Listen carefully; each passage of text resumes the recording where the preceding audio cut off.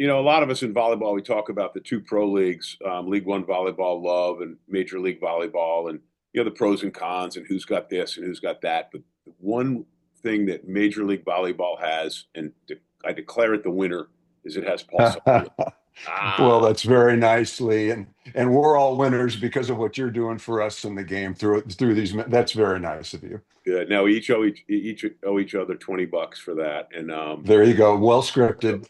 so last week, this is great. You live in Malibu, and you went and did a match in Grand Rapids, Michigan. Yes, And you called yes. me on the way. I couldn't tell if you were calling me to bemoan it or to rub it in. The temperature in Malibu was close to 80 at the time as you were going to the airport. That's correct. And it was what when you got to Grand Rapids? -6. Yeah, I had a little trouble getting there. I was stuck in Chicago for 7 hours. I was looking forward to where we stay in Grand Rapids is a wonderful setup. Hotel is close to Van Andel. It's right downtown. There are a bevy of restaurants right along the main drag. I was scheduled to get in at 5:15. I got in at 2:30 in the morning. And luckily it was a short walk from the terminal to the rental car.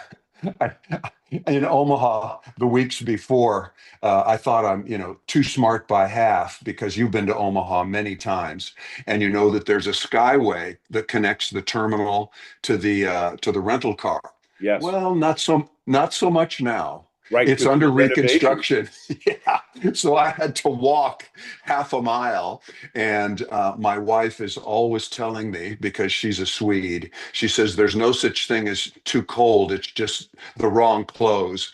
And I didn't have anything for Omaha, so I froze my face off on the way to the rental car. I It's went. and it's even warmer today in Malibu. I mean, I want winter to return. We need some more rain, but it has been summer in Southern California for the last week of January, and it's 82 degrees today at the beach. Oh my goodness. Well, I'm north of Yeah, Boston, and 10 days ago we got 22, 23 inches of snow, and we've had very few days where it's gotten over 32. And even though yeah. it's sunny, so it's barely melting at all. And you made me think in Omaha. I flew into Omaha in August, so I was lucky enough to play water polo in Singapore, and I wanted to get home in time for that first weekend in Lincoln. So I went from Singapore to Seoul, which is a 6-hour flight, had a layover. Yes.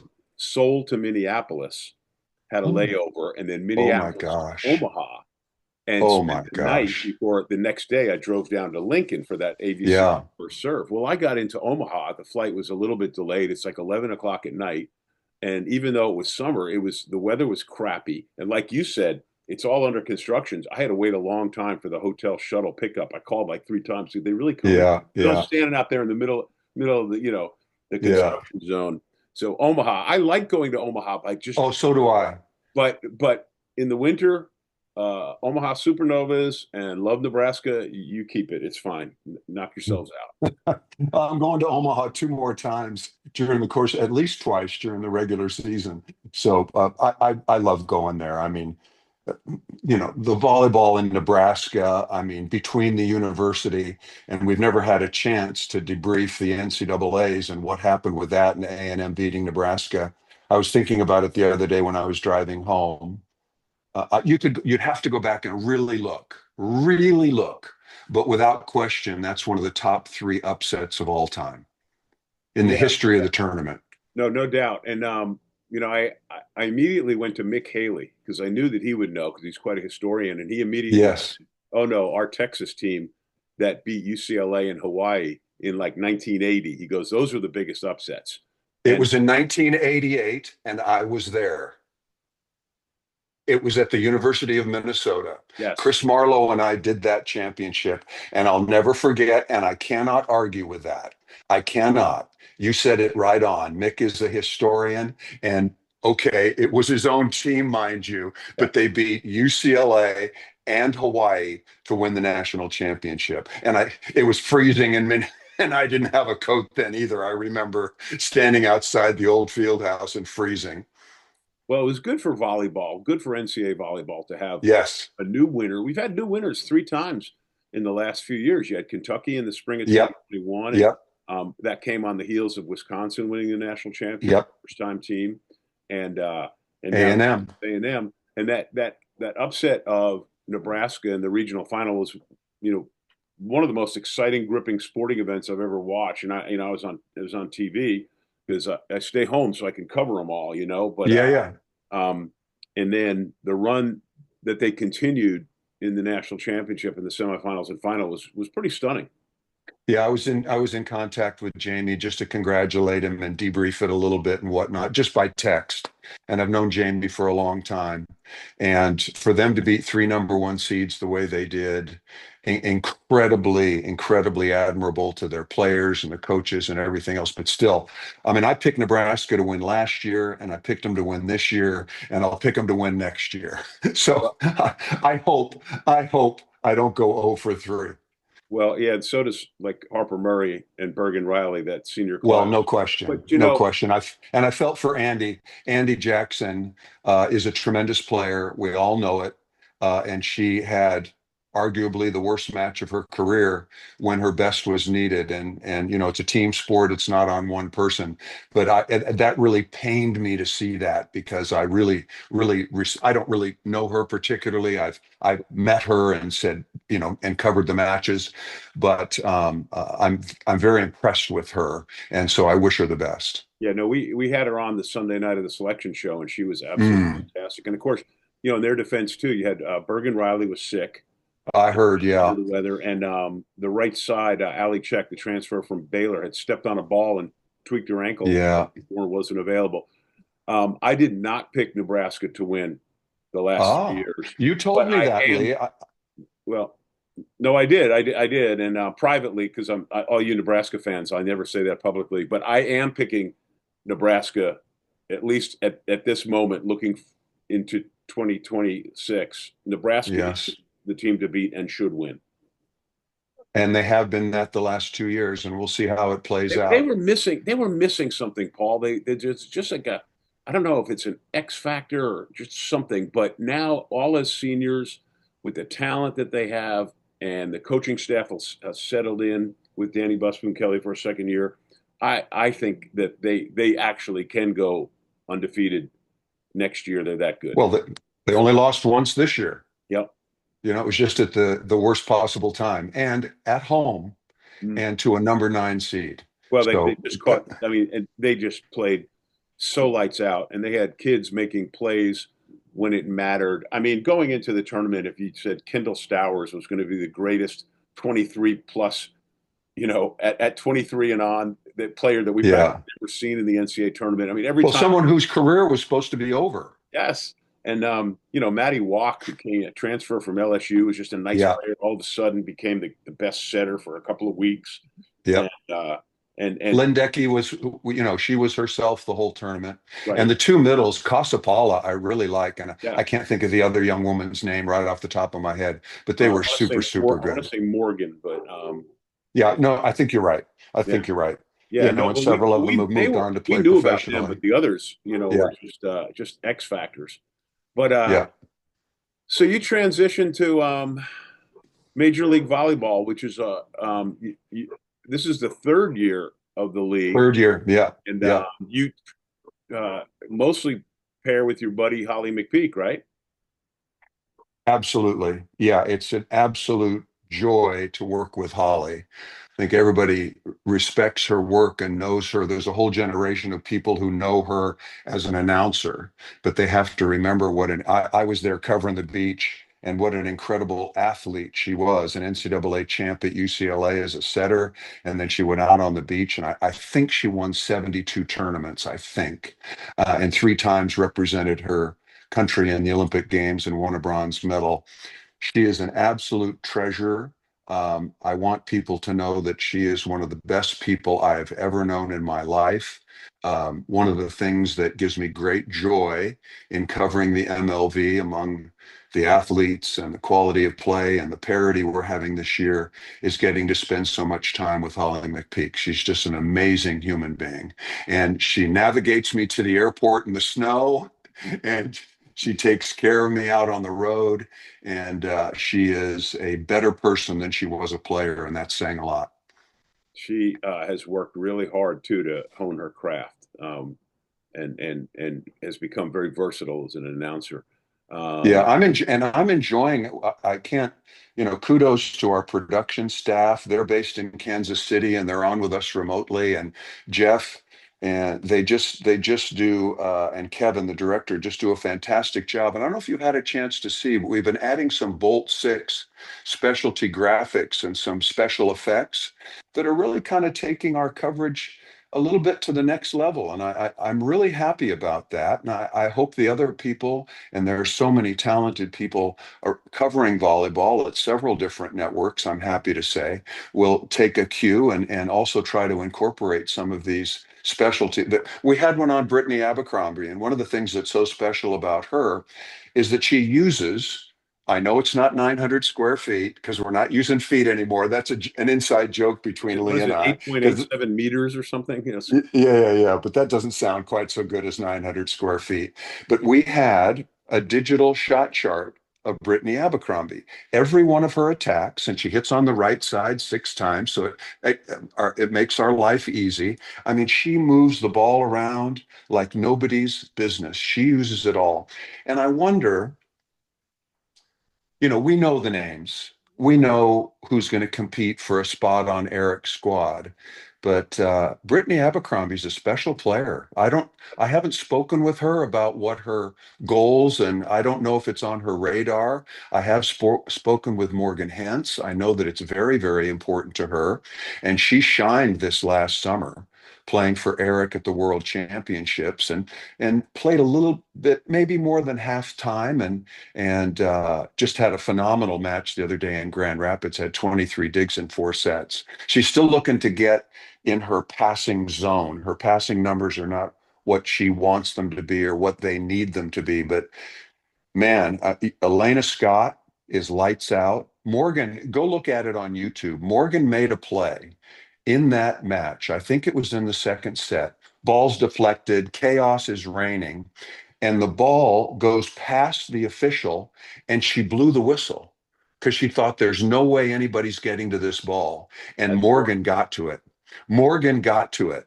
And I think it was Sue Prater was the official. It turned around and said, "Oh my, Morgan, I'm so sorry." It was, But, she does the unbelievable. yeah, Justine Wong-Orantes is arguably as good as any libero in the world. Oh, yeah. We can Oh, prove it. yeah. And her passing might be, is probably a little bit better than Morgan's. But I Morgan, agree with that. but Morgan Hens gets to balls that other humans could only dream about. I mean, she's quicker and has the fastest first step and comes up with plays that even Justine must go, wow, that's really good. Yeah, I mean, I agree with you about Justine, and I'm thinking back, when the United States won gold in Tokyo, the United States had the top three ranked passers in the entire tournament, Justine, Jordan, and Michelle Barchackley. And that's a remarkable, remarkable performance, and one of the key reasons why they won. Michelle Barch-Hackley is the most underrated player in the history of USA Oh, women's volleyball, hands down. And in my opinion, and I love Jordan, who was named the MVP of the Tokyo Olympics. Michelle was yes. the MVP of the Tokyo Olympics to me because of how amazing her hitting percentage was, and then her passing and ball control. She was spectacular. She was. Yeah, it was lights out. It was really lights out. Eric, like Karch, speaking of Karch, I think he's still in Asia visiting with players. Matt Anderson, TJ Jafalco are there among others. He always makes a couple of jaunts, first to Europe and then to Asia to visit with his players. And I only bring that up because I had the pleasure of doing a men's match last week. And I'm only doing a couple for Big Ten Network. I wish there was more men's college volleyball on because it's pretty spectacular. But I had UCLA and Ohio State when they had that 48 You had the 46 set. 48-46 set? Yeah, Oh my yeah, yeah, gosh. I did. Well, if you do this if you're as old as I am, you get a chance to do a whole bunch of stuff. And and Ohio State's good. And UCLA, I know Long Beach State is good and SC's better than they have been, and Hawaii's in the mix. But UCLA might be as big a favorite as Nebraska was this year. They are. They are loaded. And Andrew Rowan, and I brought this up for a topic of conversation, and I don't mean to take you Oh no, off the subject no. Anybody because I who's want to ever talk seen you about. and me have a volleyball conversation knows All it's right, not a all right. straight line. We're all over. There you go. There you go. I want to get back to MLV because I'm really enjoying it, and the quality of play is very, very good. But Andrew Rowan, Yep. is it possible that he could be the best setter in the history of UCLA volleyball? Is it possible? Three championships. I'm talking about eras. Yeah. Okay. I'm Yeah. talking more about the modern era, Libero, rally scoring, 5-1 system, Micah Ma'a, Brandon Talafiero, who holds the record for assists. But Andrew Rowan is going to play in the Olympic Games. I don't know if it's in 2 years' time, but he is phenomenal. Well, how phenomenal is a freshman, right? When Miles Partain left the Yeah, team, and great reminder. That's such a un, good reminder, Lee. I untested did those. freshman. I did those championships as well, and he Yeah. stepped right in because Partain was the MPSF Rookie of the Year Yeah. the Yeah. prior season and was running a 5-1, Yeah. and he decided to leave the program to go pursue the beach, and Andrew stepped right in and has been fantastic ever since. Yep. So there's a lot of good stuff going on. I can't wait to see the rosters for the national teams this summer. Karch told me that if you want to play in the Olympic Games, you have to play this summer. He's got an older team, got a lot of players like Matt Anderson, the aforementioned Micah Christensen, but everybody's going to be in the gym this summer. I haven't spoken with Sully, but I'm pretty sure, pretty darn sure that his scenario will be exactly the same. Well, he can't though because there's got so many of the women are pregnant and they're going to have babies before this. Well, Justine's going to have a baby. Annie Justine and said, Kelsey and Annie Drews, and but I Kelsey, think Annie, I isn't Annie done? she said Hasn't she she is. announced that she's done? She said she is, and but Justine has, as far as I know, plans to come back. Kelsey Robinson isn't sure. Kelsey Robinson Cook Right, right, haven't been. right. As Danny Drews Well, has not been in that gym very much. right, Said the other right. day on social media she's pregnant, and so Well, I wish them all the best. And yes, you bring up, I knew that Justine was pregnant. And, obviously you make exceptions based on personal circumstance. yeah. And I'm sure that she'll be welcome back in the gym as soon as she's physically able. I mean, she was the best libero at the Olympic Games. If we're stuck with Morgan Hens as the libero, I could live with that. Oh, I can live with that. Or Lexi Rodriguez. Lexi is right there as well. Yeah, And the United States on the women's side will never have a dearth of talent. There will be lots and lots and lots of players to choose from. But I want to see how Catherine Plummer comes back from overseas. Avery's having a really nice season, and there Khalil Lanier is having a nice season. very I much. mean, there are so many players to choose from in the MLV. I mean, I'd like to see Leah Edmond get a shot. She wants to get in the USA gym. And she's And look, consistently go been ahead, really, please. really good offensively since the league Yes. started. This is her third year, and she's been really, really good. She's second in the league in kills right now. Yeah, she has been. And the other parts of her game are much improved. Mhm. She can receive serve, she can defend her position, she can block. I'd like to see her get an opportunity. I'd like to see Abercrombie get an opportunity. It's crowded at the setting position, but Sydney Hilly is playing lights out Sydney Healy and has to is get a fair really chance. smart. She has to get a chance in that gym, in my opinion. Um, Well, I'm going to see her soon, and I'll have a conversation with you. Can't. I don't presume that that's on their radar. I mean, Sydney Hilly is a brilliant young woman. She got her degree in genetics and genomics. She may have aspirations that are even higher than the Olympic Games, but I don't know. I did talk to her last year when she was playing in Indy and helped to get them to the championship match. And now she's gone back to Omaha where she won the first year in 2024 and was MVP of the finals. And I do remember that at that time, she was certainly had her eye on hopefully playing in the Olympics. yeah, no, I hope that she gets a fair chance in the gym. Lauren Carlini's not going to come back, and so Right. Jordan Poulter and then Micah Hancock, Yes. And who Micah. has been obviously injured because she hasn't played much for Love Houston.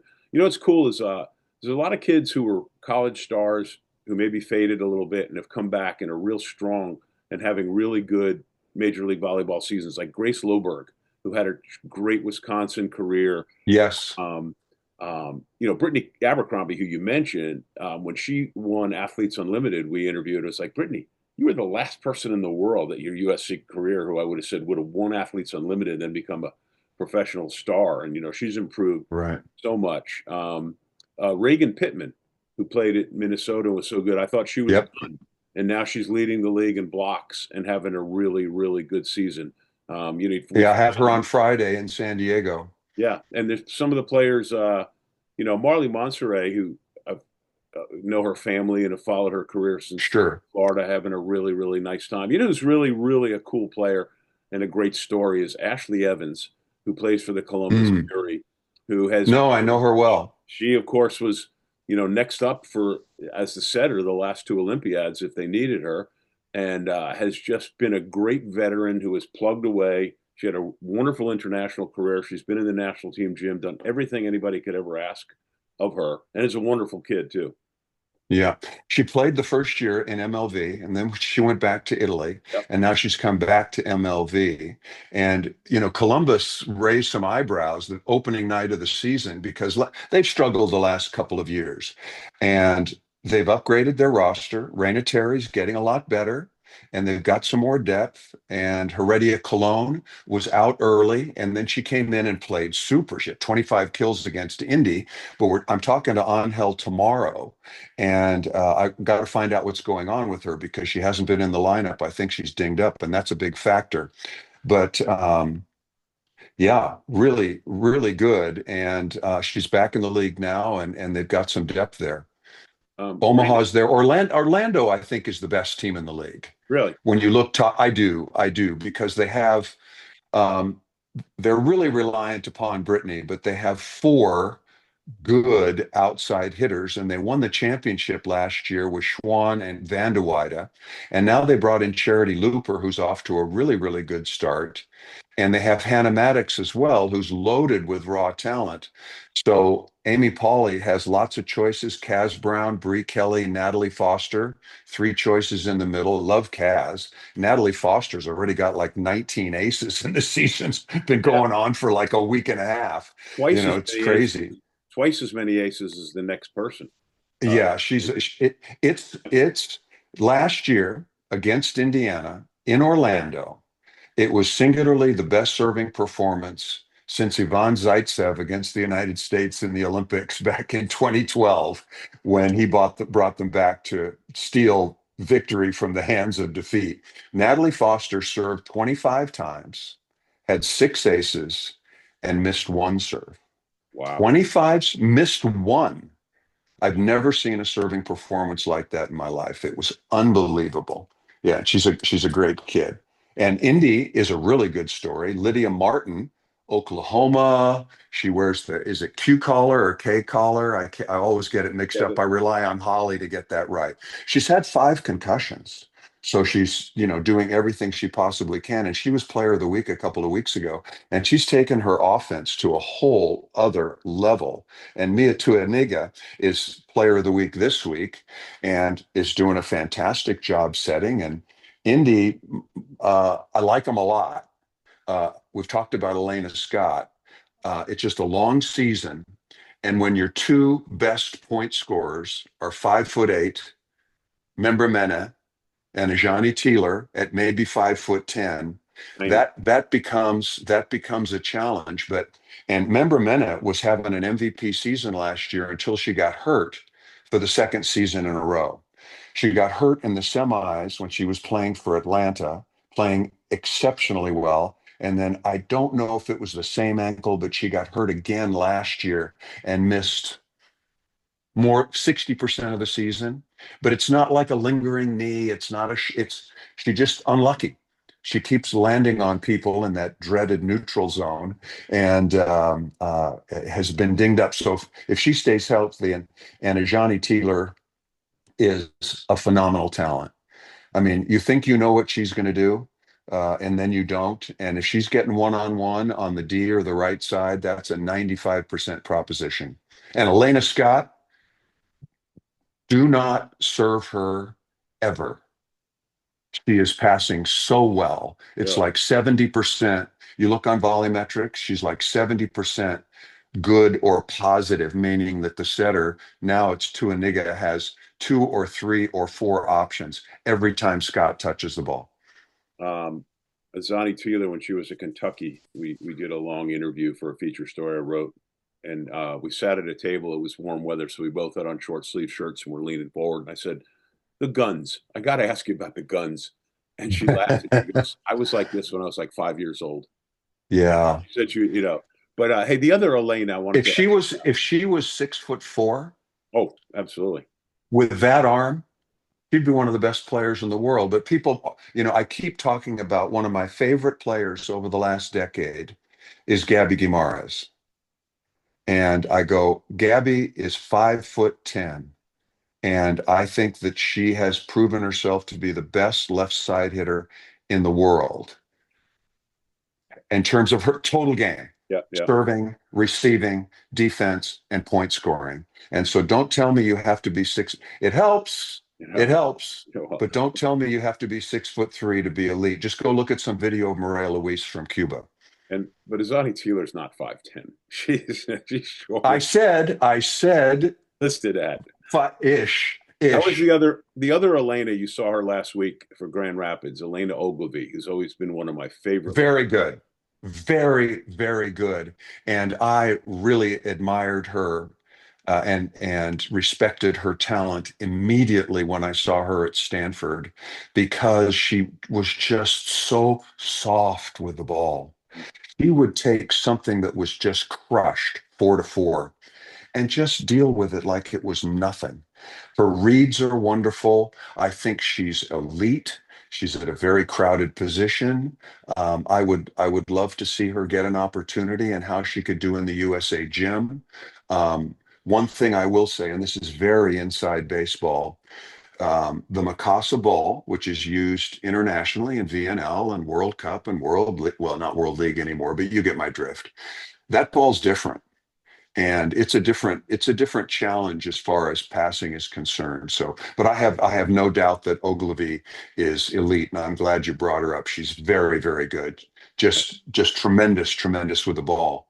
But Yeah, those are all players, and Justine does it and Lexi does it in college volleyball, or there's a lot of 4-4. Those we've just named a number of liberos who take away that whole side of the court. If you hit the ball over here, you're not going to score, which is just mind blowing, but that's how good they are. And there are others. Jegic has come into the league, Pusic has come into the league, both won a world championship from Serbia. They're in their early 30s, they're in the twilight of their careers, but they're still playing at a super high. You can play libero, forever, forever. yeah. Well, the leading kills uh, outside hitter and player in the league is Brooke Nuneviller, the Omaha Yep, Supernovas, who made the conscious decision. All right, I'm not going to try to be an international libero, and went to the outside, and it's worked out obviously great it for her in has. many respects. But I'm not unconvinced that if she had gone strictly libero, that by now she Mm, wouldn't be as good. She's third in the league in digs, and just great. So right now you got the Indy Ignite at 5-1, Orlando yep, Valkyries at 5-2, Dallas Pulse, which is a real nice story at 4-2, and New it Zealand. is. Mimi Super Collier's Novas been are five and everything. three and kind of lurking, and then the next four teams all Atlanta's at 3-4, and the other teams have to figure out something in a hurry. Even though we're only about a quarter of the way through the season, you are going uh, Thursday. There are let's see, we got Just, one match Thursday, Omaha at the Dallas Pulse. I'm really interested to see that. Yeah, and then and that's a big match in terms of second place and challenging for the lead. Then there are three matches Friday: Grand Rapids at Indy, Atlanta at Orlando, and then you'll be driving down to San Diego for the Columbus Fury at the San Diego Mojo. Yeah, Keep you're exactly right it about me. Columbus and you're absolutely right about Columbus and San Diego. I know we're only a quarter way in, but I mean, look, San Diego went to Omaha and lost 21-19 in the fifth. that's a season-changing opportunity that they just couldn't close the door. But Grace Loberg is playing very well. Kubik is coming in and playing very well. We talked about Marley Montserrat. But back to Brooke Nuneviller, a unique athlete. Yeah, you can close your eyes and say, wait a minute, here's a rangy 5'10" libero with all of those ball skills and whatnot. But Emily Londot had a fantastic match the other night. And I bring that up because Brooke cannot be hitting 13 balls per set. That's just not going to fly. They have some depth there, no question. Reagan Cooper has come on now and is starting, but Sarah Parsons is also on the bench, formerly Sarah Wilhite. She had little boy Ezra, who turned 1 year of age on January 25th. And Sarah was the player of the week the first week out. And so there's some real depth there. But Holly McPeak nailed it before the match. They needed more production out of the middle, and they got that. Banjo was really good, and she's not that offensive, but came up with a big night, and Londot had 20 kills. So if Omaha can have that kind of balance, and Hilly will chase that balance, and she will. But there was a little bit of inconsistency out of the middle and on the right side. I'm not saying they've solved it, but they did that night against Grand Rapids. Paul, I'm glad for you that you don't have an 85 or 90-degree temperature change this week for your game. It's always great to catch up. Lee will just have to, it's always so good to visit with you.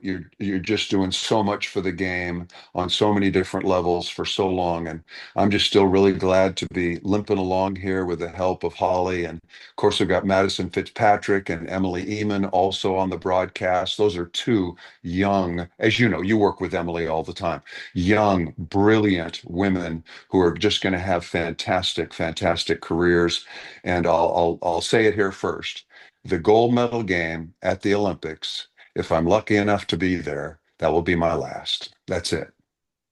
And I I, think it'll be myself, Karch, Chris Marlowe, Rowdy Gaines, all part of the class of '84. I haven't spoken with any of them, so I don't want anybody sort of busting me on social media, but I think we'll all be riding off into the sunset together. That's my plan anyway. I hope everybody will have me. I'm honored to have you on 900 seconds, which is a misnomer for when you and I talk, because I have no idea how long we've been going, but it's worth every minute of it. Paul, you take care. Love you, Lee. Take care. Bye.